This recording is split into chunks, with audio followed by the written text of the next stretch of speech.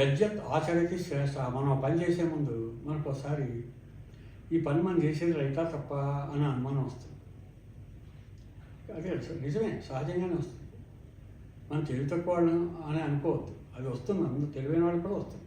ఈ పని చేస్తున్నాం, ఇది రైటా తప్ప అని. అప్పుడు ఏం చేయాలంటే యజ్జత్ ఆచరతి శ్రేష్ఠ. శ్రేష్ఠులైన వాళ్ళు ఇలాంటి సమస్య వచ్చినప్పుడు ఏం చేస్తారు? మా నాన్న అమ్మాయితో ఏం చేస్తారు? మా గురువు గారితో ఏం చేస్తుంటాడు?